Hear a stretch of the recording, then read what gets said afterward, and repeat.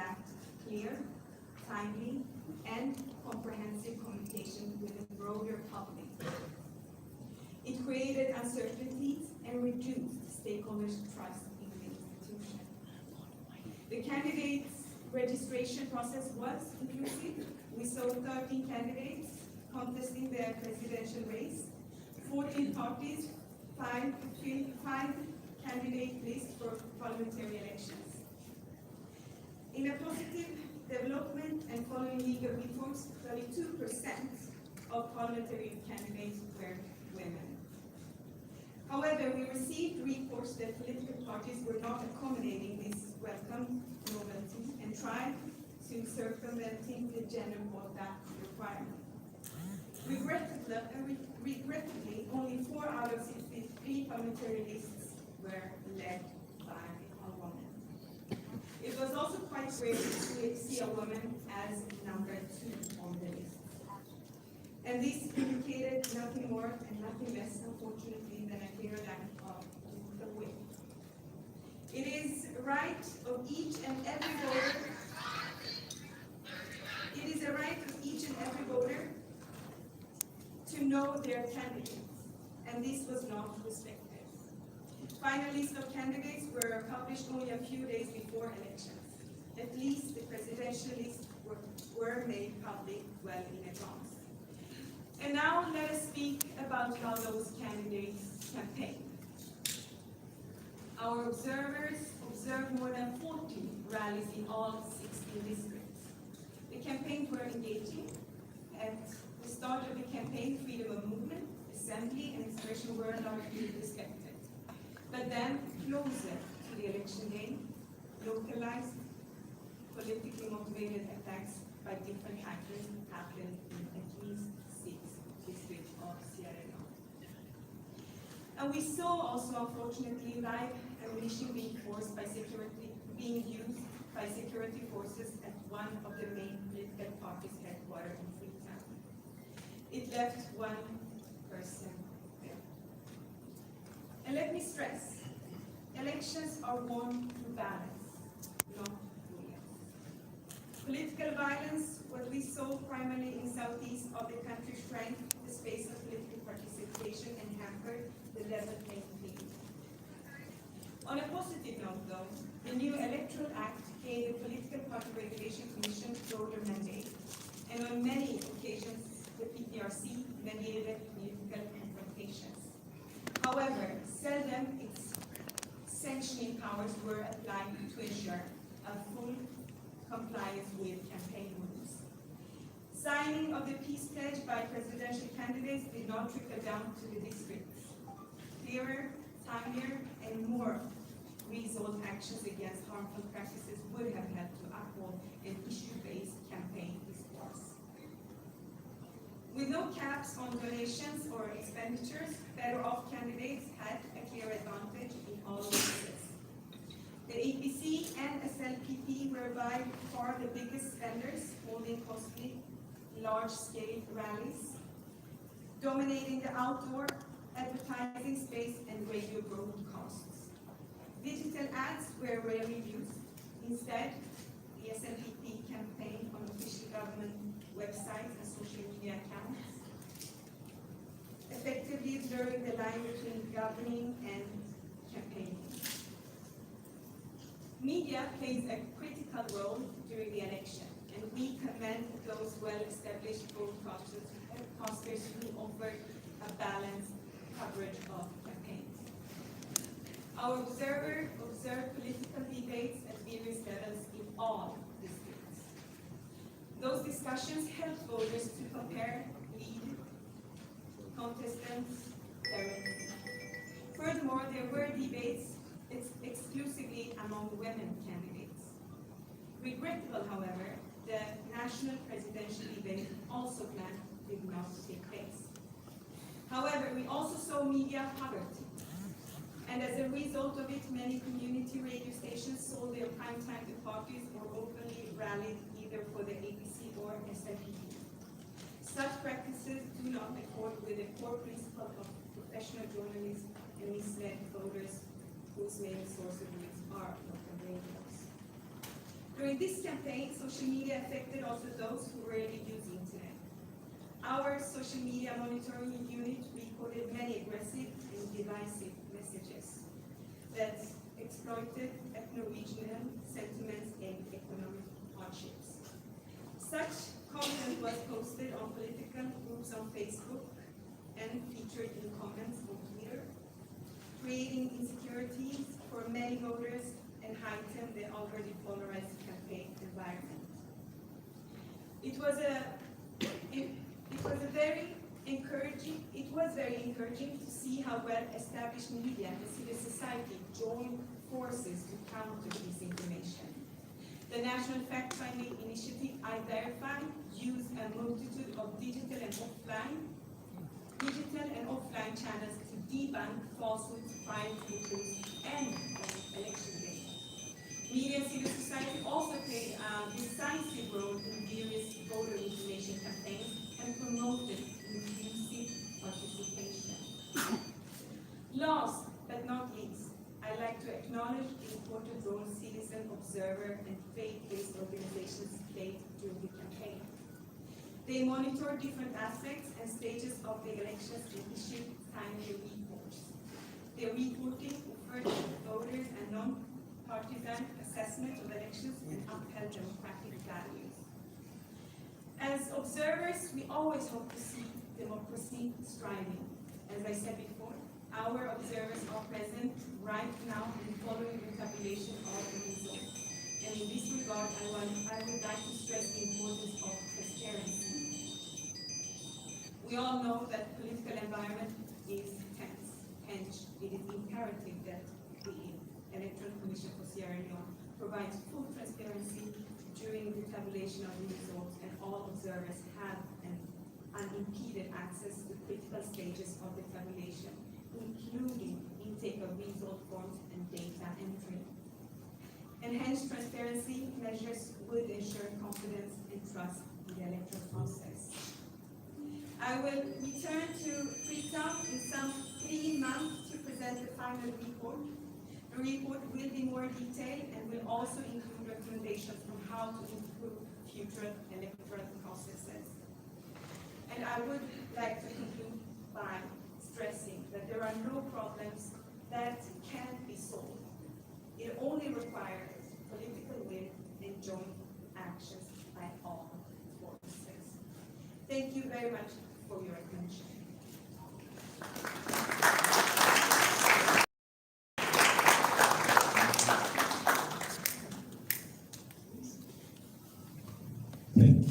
Thank you, Evelyn. Now I will pass the floor to Yorgos Kirtsos, member of the European Parliament and the head of the delegation. You can. Thank you very much. My name is Yorgos Kirtsos. I come from Athens, Greece. Is it functioning? My name is Yorgos Kirtsos. I come from Athens, Greece, and I'm a member of the European Parliament. With us also is Madame Leone, who comes from Strasbourg, France, and it is my pleasure to address you today on behalf of the parliamentary delegation. First and foremost, I want to express our full endorsement to the findings presented today by my colleague, the Chief Observer, Mrs. Evelyn.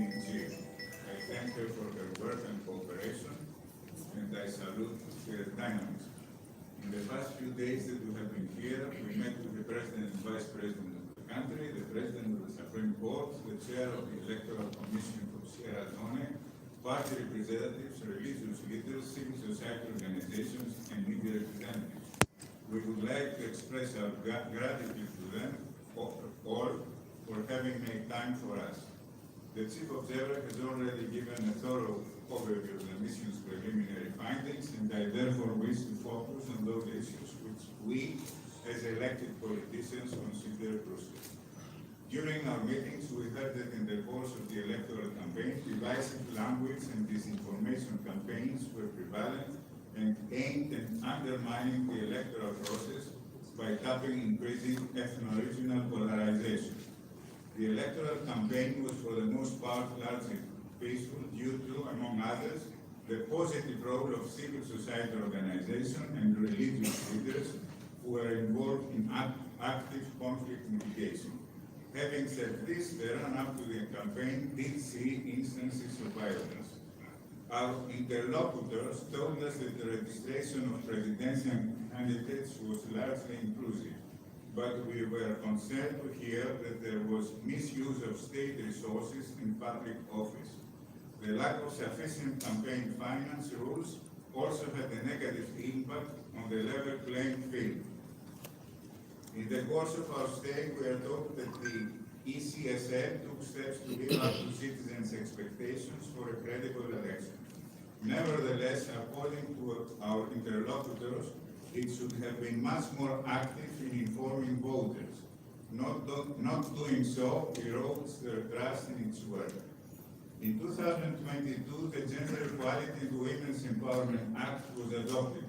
It foresees gender quota provisions of at least 30% for the representation of women in public offices. This is undoubtedly a step in the right direction, but we believe that these provisions need to be clearer, in particular in terms of the ranking order of female politicians and also implemented by the political parties.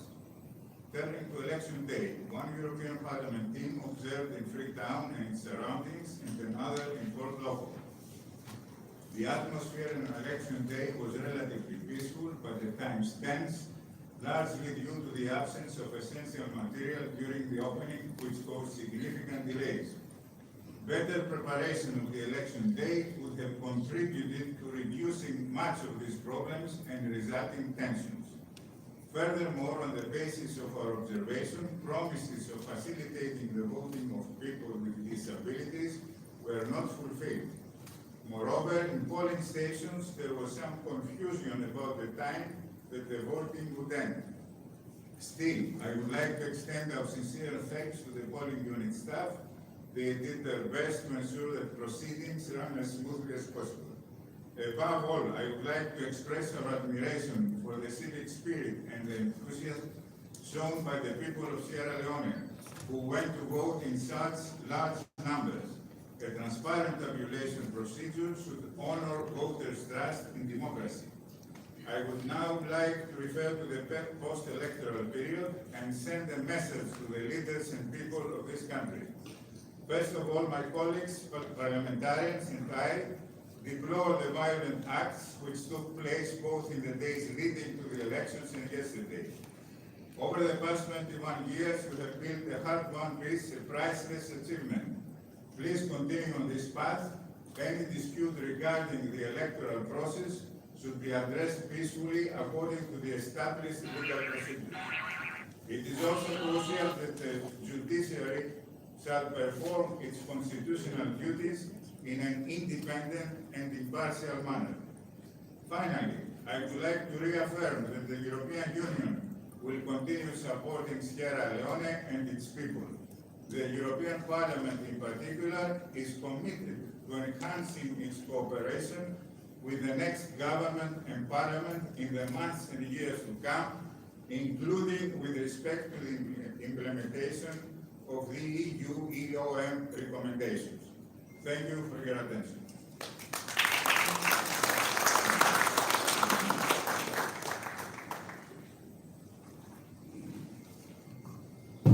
And now we go on with a session of questions and answers to the chief observer. We will ask sets of 3 questions by 3 questions.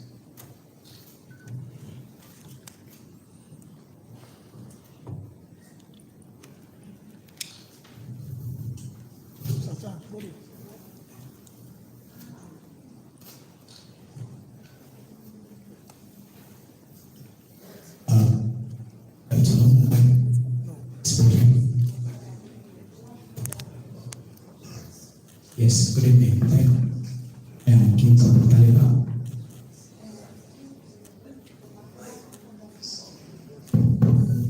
Yes, I am King Kabutaliba.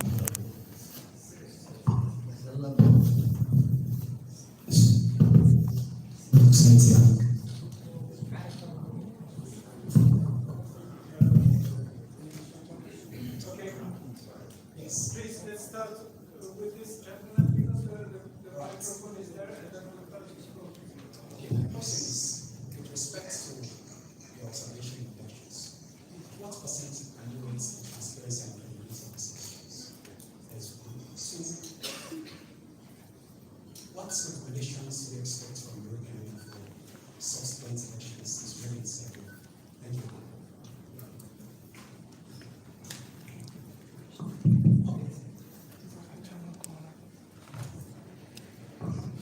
Thank you.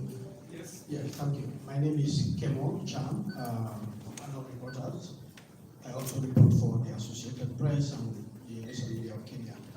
You have painted a picture that suggests that the incumbent had advantage, unfair advantage over the opposition because they conducted the elections. They were responsible to make sure that everything was right, and clearly everything wasn't right from what we had.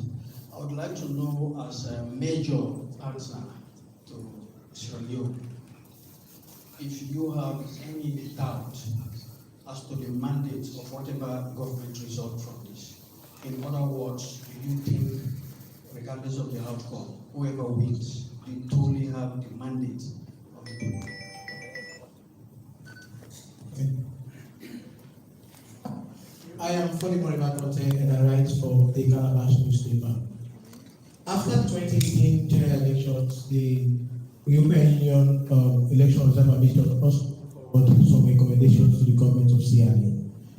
Now you've observed this particular 2023 election. Are you impressed with as to how the government has been implementing those recommendations put forward by the European Union? Okay, this is already three questions. Yes, we will answer now to these questions.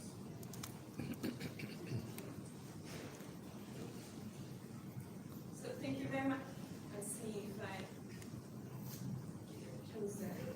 So thank you. We do like this. Thank you very much for the question, a very important question, of course. The first question concerns the rate of transparency and credibility. As all other election observation missions, we don't rate any of the work that is being conducted, but we observe. And based on the observation, we are putting forward, and we do today, our first preliminary statement where we address shortcomings and problems.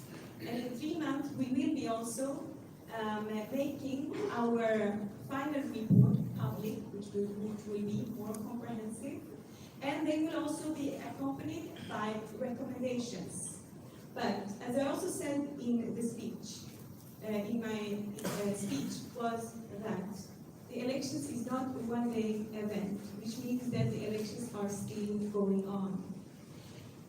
And we will be able to give a more comprehensive view on the conclusions of the elections in the final report. But we do not rate transparency or credibility.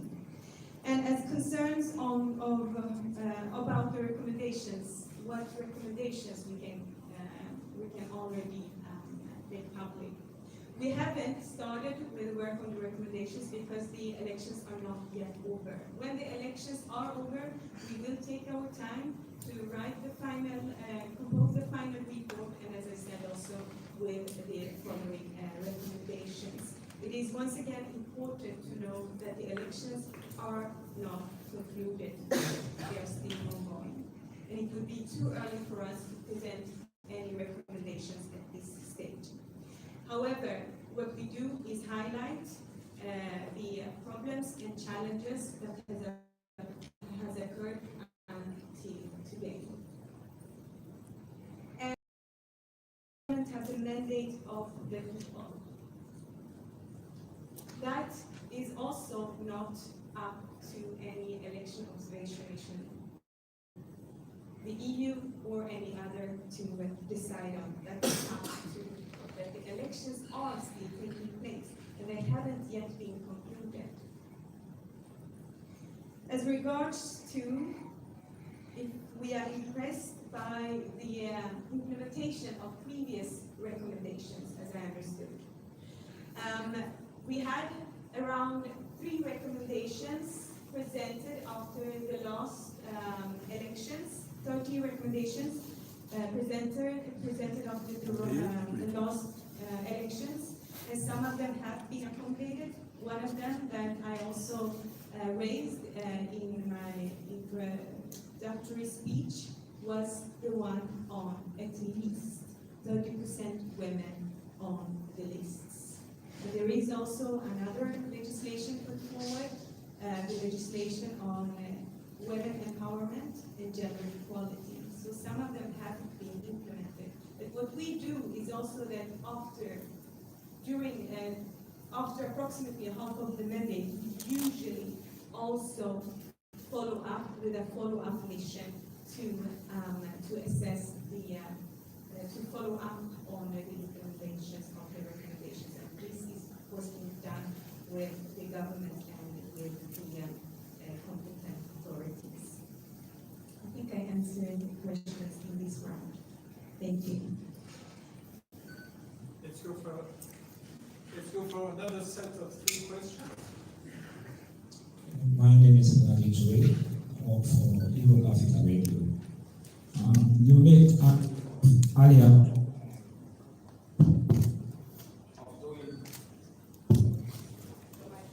of doing the election day, delaying of ballot box and other issues arise. What have you done? Have you engaged the electoral commissioner to see how best to be able to serve the situation? Secondly, now that the electoral commissioner has announced 60% of the election, what are we going to do to engage those 2 main political parties to see the one that's going to defeat on the results? Thank you.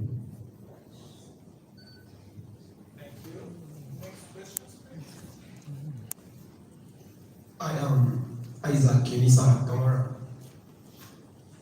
editor for Eden Voice magazine. My question here is, the electoral commissioner had just announced 60% of the results, and according to you, as stakeholders,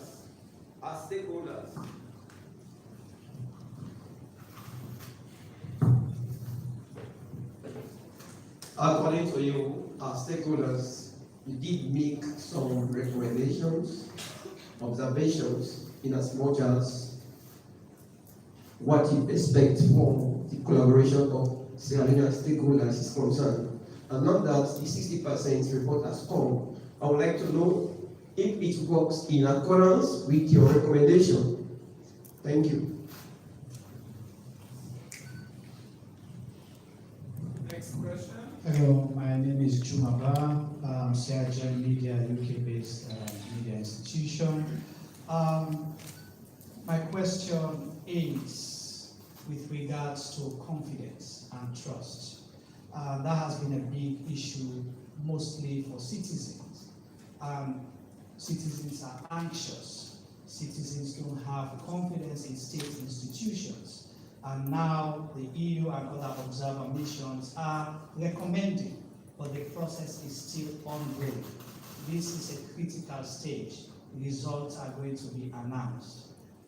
What is the role, what will the European Union, not just the observers, what would you recommend to the European Union to ensure they protect citizens, they stand for citizens, being that there's already a mistrust and that has been captured in more or less all the reports from observers?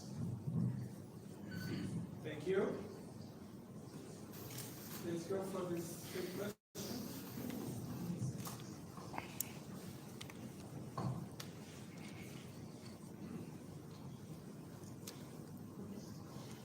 So thank you once again for the question. Let's see if I am able to capture all the questions. First, the issue of ECSL and the delays. The objective of the election relations is to observe. We cannot intervene or interfere. What we do is observe, and based on the observation, we will be putting down our recommendations. However, we did see that only 2 of almost 50 polling observed opening time, but the rest were delayed. Most of the cases, the police stations opened after approximately 1 hour, but there were some cases that opened a bit later. One of the police stations I myself observed. But this is included in our preliminary report, and it will also be included in the final report with the recommendations. On the 60% of voting is done. Was it in accordance to the recommendations that EUM put forward after the last elections, as I understand all questions? As we are stressing here today, there are many challenges and many problems to be addressed. Issue of trust, issue of transparency, issue of communication, and trust. The best way of ensuring and increasing trust is to be as transparent as possible and to communicate as timely as possible with clear answers as possible. And we have seen, unfortunately, during that process, not only during the election day, as I said, election is not a one-day event, it is a process. During the process, the ECSL should have addressed the problems occurred timely. So we will be putting forward our recommendations later in a couple of months, but we have observed that there are shortcomings and problems yet to be addressed. And about the confidence and trust at this critical stage and the mistrust. Yes, as I put it, there is a mistrust, and the mistrust can be addressed through more transparency and better communication. And the elections are not over yet.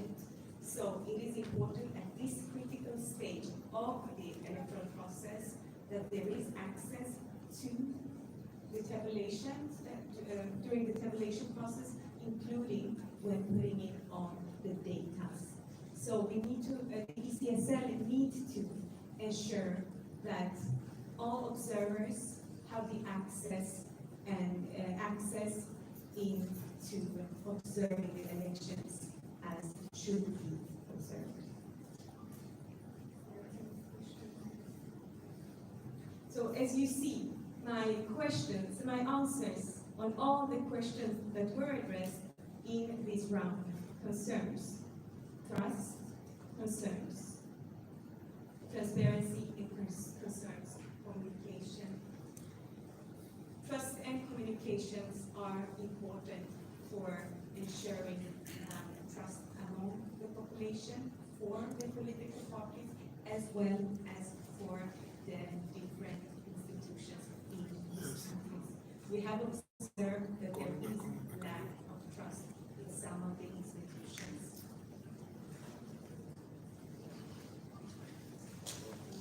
We'll take 3 more questions.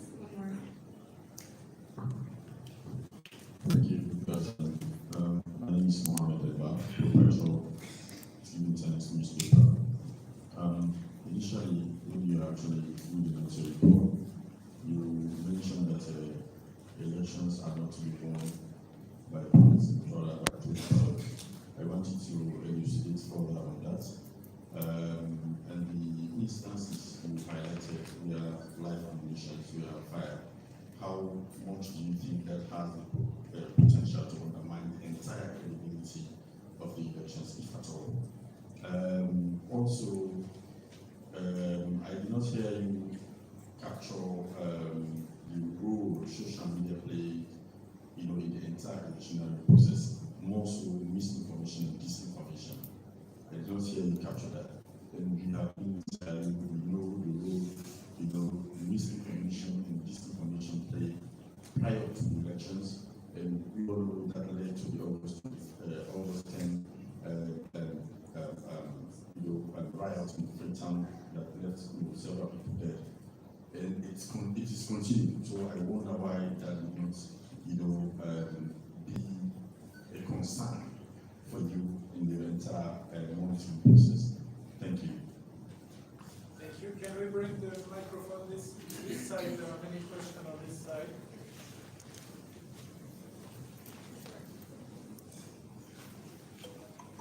Thank you very much. Good evening. I am Reverend Usman Fona. I'm the General Secretary of the Interreligious Council of Sierra Leone.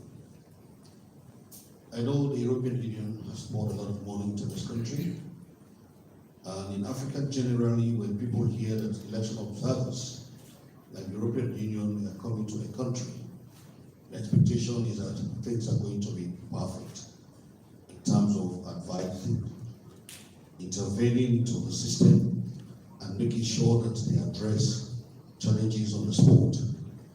You've already answered that you do not have that mandate, so it's very clear in your mind. But I want to say, when people hear this kind of situation, they feel like very disappointed in terms of their expectations. For further investigations or observations, is it possible for the EU to revisit that mandate and see the possibility of you meeting the expectations of the people in terms of intervening and addressing the problems on the ground? For example, you have mentioned about the challenges with tallying of the results and many other issues.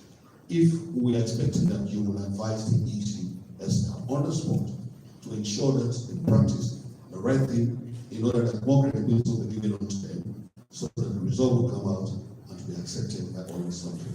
Is it possible for you to expand the mandate from just observing to monitoring and intervening when there is a need on the field?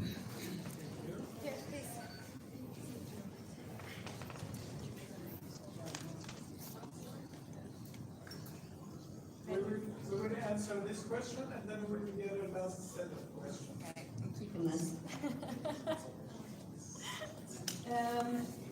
Since it was quite a lot of questions in one round, I thought it's better to address them sufficiently, and then we'll go one more round.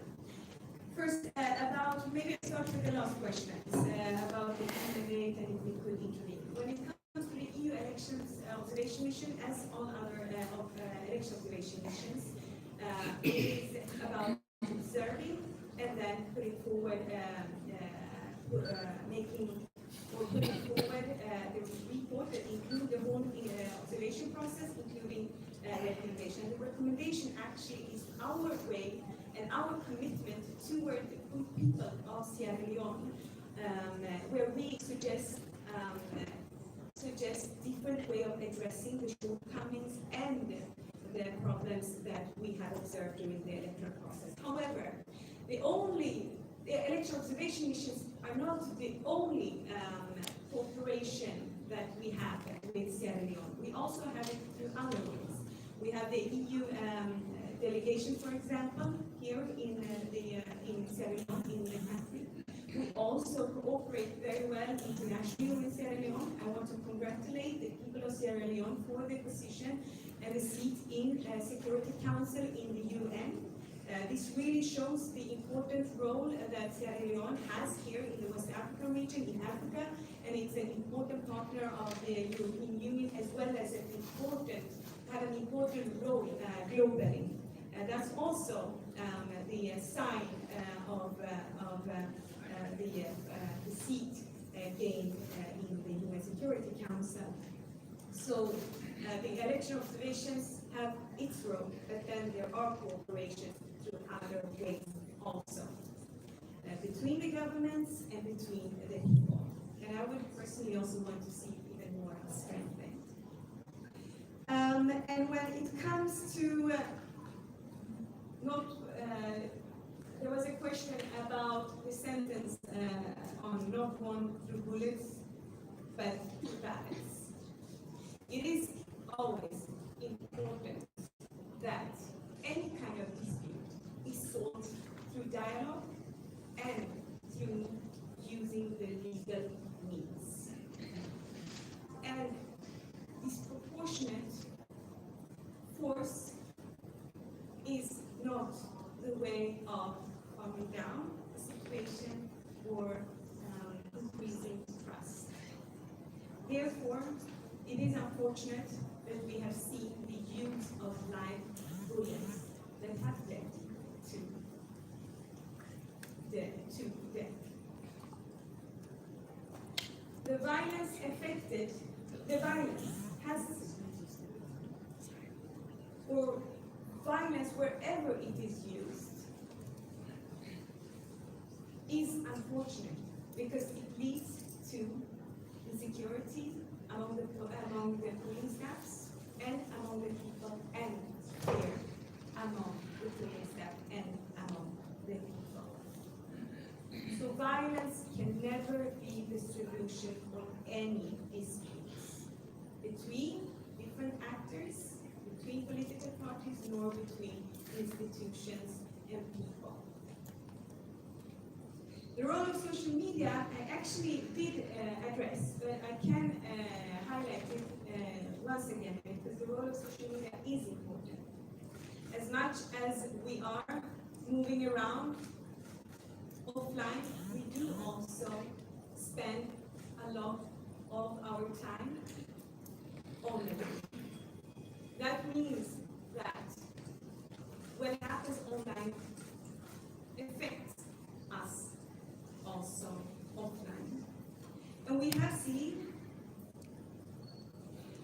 wording used that have led to increased polarization rather than unifying people, unifying the people here in the country. However, and I should say, disinformation and misinformation is a big problem that I also addressed. I, however, want to applaud initiatives as I Verify that took an important role on very quickly confirming or de-announcing the information or the disinformation that has been spread. So I would like to really applaud I Verify and all other actors that took responsibility on ensuring that disinformation and misinformation was not met by silence. Yes, that was the questions. Of course, I fully agree with Evan's information he gave you and the analysis. I would like to address you not as a politician, but as a veteran journalist, because before becoming a member of the European Parliament, I was a journalist for several decades. And I have to tell you that I admire your professionalism and your dynamism, but journalists always move faster than politicians, because you want to think about the news, but we have to follow procedures, because we are here to observe, to describe and to underline, and of course we'll reach some conclusions and we'll make them public. But you shouldn't push us to jump into conclusions, and we won't jump into it, because by doing so we can compromise our impartiality and effectiveness. So I just want to describe our two different roles and congratulate you for your professional quality. Thank you. And now the last set of questions. Thank you. Sorry. So Portia Crowe, AFP. You mentioned some violence at the beginning, although it was a little bit difficult to hear the first few moments of when you were discussing the violence in different areas. But I wonder, is this in line with past elections, or has there been more violence than usual? It would be just good if you could contextualize that a little bit for us.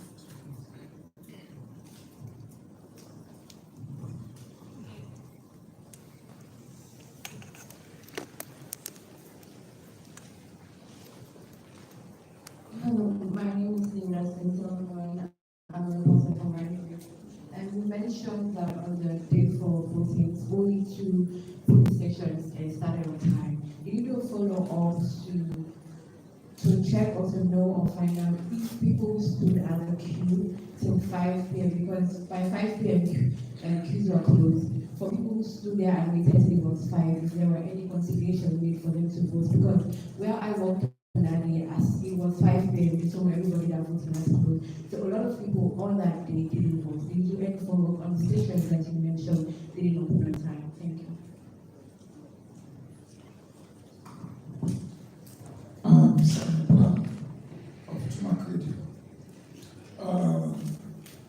Contemporary African problems often result in the same thing: post-election violence, doubt, an atmosphere of fear.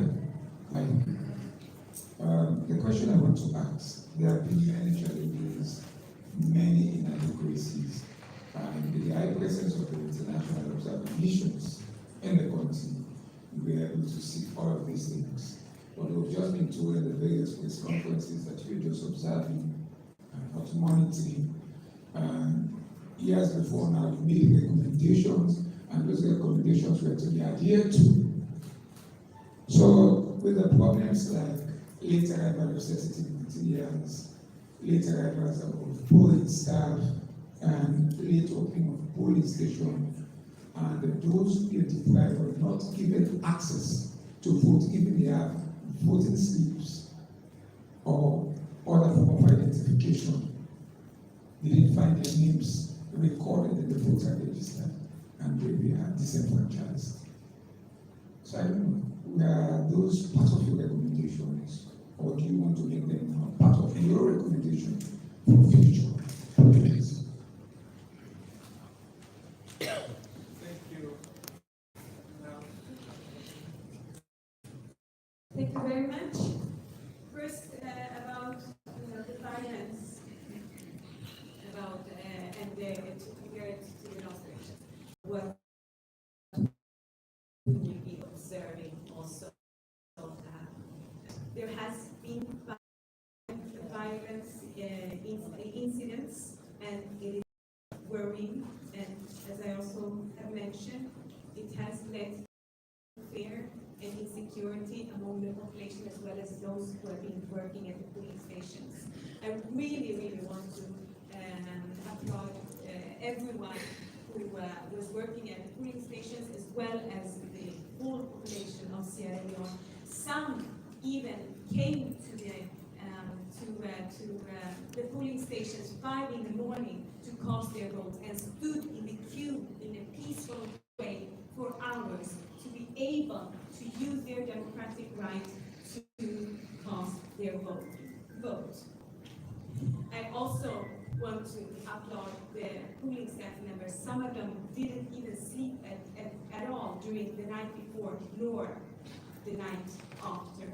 So all of you have taken a big responsibility, and have really shown your commitment towards the democratic process, as you have done since the end of the Civil War. It is the 5th election this country is conducting right now, and I would just want to encourage to a peaceful presentation of the elections, and encourage and call on to the competent authorities to ensure transparency and good communications until the elections are concluded.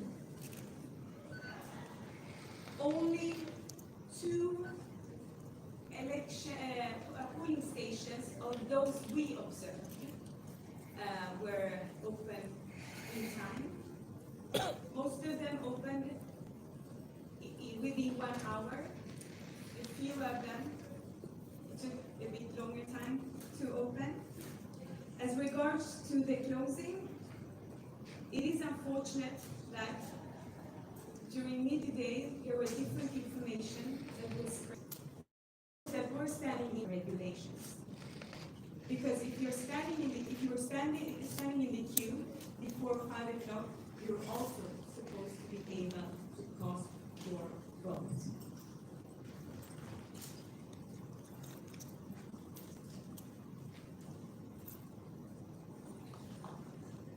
Okay, so I think I also answered the last question among the first questions. Thank you very much. Now we will end the live streaming, and we will proceed to one-to-one interviews. Thank you so much for coming in numbers, and thank you to the speakers. Thank you very much. Thank you very much, all of you, for coming today.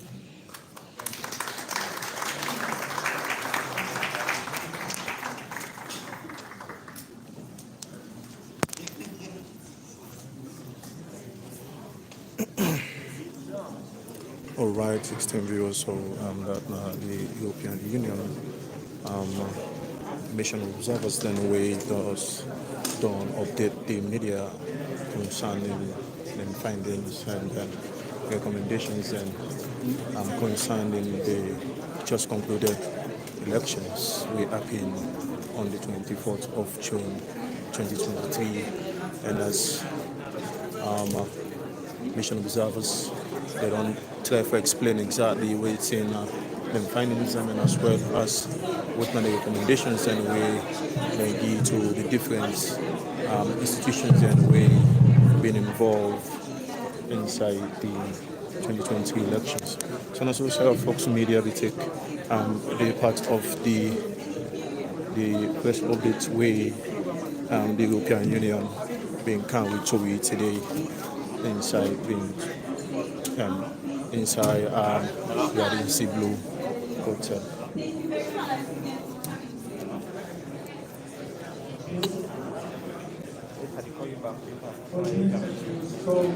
Come to me.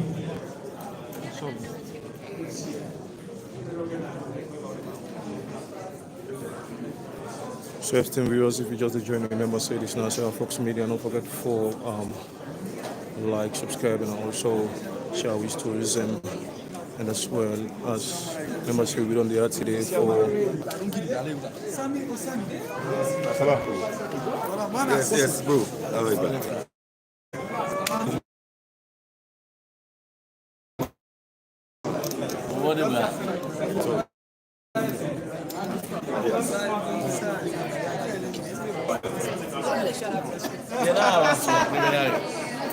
Yeah,